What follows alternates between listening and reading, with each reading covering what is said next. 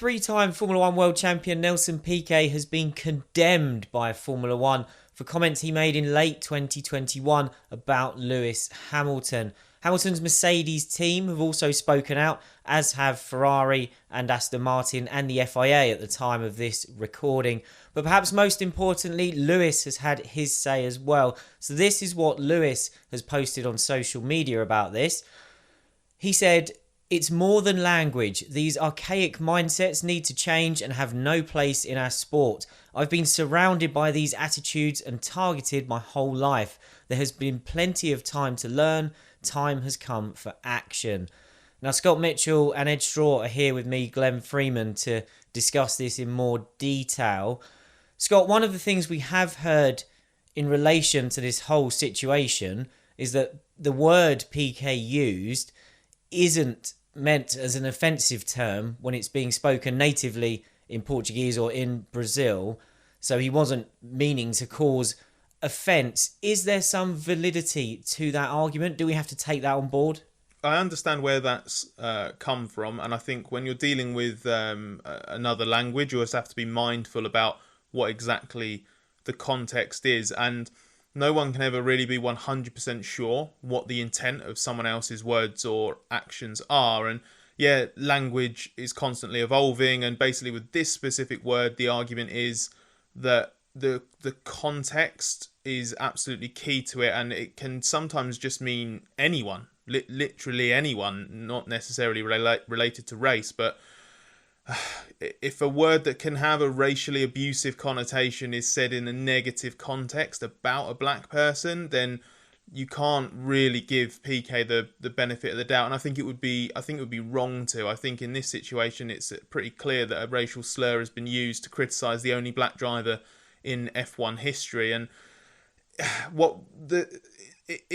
it's problematic because it shows the continued existence of some old world views. But the statements from F1 and the FIA, they obviously didn't explicitly reference what PK appeared to have said, or even his name, but their existence alone was significant. It was basically validation that the comments are there to be taken in the manner that they've been widely interpreted. So we can assume they're his words, and we can infer from everything that they are derogatory in their nature. So I don't think a sort of, he's just of his time or it was taken out of context is a valid defence to apply here whatsoever. And Ed, as we outlined at the start, Lewis has spoken about this and was quite quick to join the discussion and give his point of view. What did you make of how he's handled it and what he said? Yeah, I thought it was excellent in that he responded, made his perspective clear, but also tried to broaden it and make this about more than just a debate about what one person said, and more looking at the wider problem, which is really, really important. He's absolutely right that it is about more than just language, and it is time for mindsets to change. And I think it's all about moving on that debate. There's not really two sides on the racism debate in the broad picture. That debate has been finished long ago. There's an overwhelming amount of evidence that this is something that needs to be tackled and eliminated completely. And what I like is the fact that rather than getting involved in a more personal tit for tat, he did take it in that direction. Because what matters here, to me anyway, I'm a middle-aged white man telling people about racism. I'm not the best qualified, but we should be listening to people like Lewis Hamilton. And it's all about trying to understand more what effect it has on those who are the subject of such racist language, because that's what really matters. I can run around and imagine what it might be like and say what it might be like, but that's not the point. What matters is those on the receiving end, and that's what people need to do. Listen more to people like Lewis Hamilton. There's no lack of resources and information, books, films, television programs, magazines, websites, endless materials where you can get a better understanding of this situation, the real world effect it has every hour of every day on people. And that's what really matters. That's what Hamilton has been saying for a long time. So I like the fact that he elevated this from some kind of argument between two world champions, as some people might have taken great joy in it being, into something far, far bigger picture, because that is what really matters. And as Scott mentioned earlier, it was telling that none of the statements we've seen have named Piquet directly. I should stress that both of you were involved in chasing those statements this morning, and when you received them, it was in response to a direct question from you two about what Piquet had said. So we were comfortable that although Nelson wasn't named, we know they are referencing him directly. So, Scott, we'll come to you first.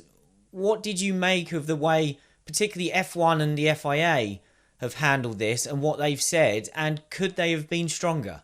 Yeah, this has been tiptoed around, partly because it's obviously a very sensitive subject and it's emerged a few months after it happened and it's been in another language, and there's always the concern that if the person in question wanted to get defensive about this, are you facing legal action if you name them. So I do understand to a degree the sort of sensitivity and caution around it. I think it probably could have been. There probably could have been a point where they did all just name Piquet, because ultimately everybody knows that that's what it's in reference to. So there's comes a point where that sort of trying to put up that barrier, that degree of separation, is kind of futile. Where I have an issue with it is less about whether F1 or the FIA could have been more condemning in the nature of their statement.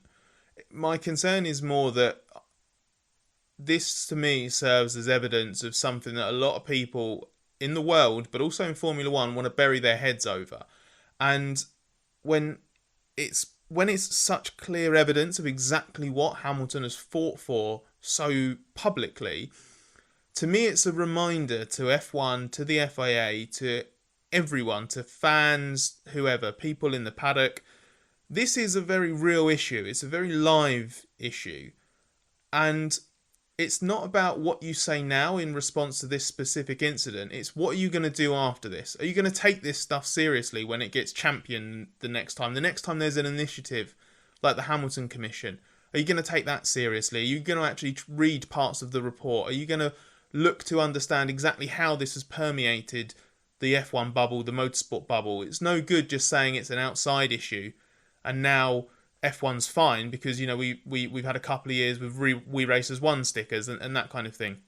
So I can understand why people responded to this the way they did, the F1 and the FIA in particular, with, you know, slightly carefully worded statements. Actions do speak louder than words. This is such a high profile and obvious example of everything Lewis has been telling F1 and the FIA for the last couple of years. So it's what they do in the future that matters to me. They need to listen and they need to make sure they take this seriously next time. Yeah, this is the important thing. Ultimately, what F1 has said, fine. Yeah, there's nothing particularly wrong with it. Could have gone further. But talk is cheap. It's about actions and it's about finding a way forward to engage in this topic and have a positive impact in a way that actually does help to change mindsets, to use that phrase that Lewis Hamilton used. And the important thing is, again, to listen. What does Lewis Hamilton think is a good way forward from here? He's very engaged in this. That's the really important thing. And that comes back to my original point. On the subject of racism in Formula One, you listen to any person who's been subjected to it. Lewis Hamilton obviously is the highest profile one. So I would say when Lewis Hamilton talks about this, people need to listen. And that's the problem. Too often and too easily, Hamilton's comments on diversity, racial abuse, whatever, they're just dismissed as boy crying wolf by certain people who don't want to hear these issues. But this is a sinister side to Formula One and a sinister side to the rest of the world that does crop up from time to time. And just because people are turning a blind eye to it doesn't mean that it's not there. And I think if we're not careful, then we're going to permit this kind of attitude, behaviour, language to be part of the F1 vocabulary, to linger in a way that it absolutely shouldn't. So as I say, it's a sinister side to Formula One that comes up every now and again, and it almost only exclusively comes up where Hamilton is involved. And when it's something this serious, especially when it happens when it's a three-time world champion using that word, you can't get a bigger spotlight on the issue than we have right now, and it's absolutely imperative that F1 takes notice of that.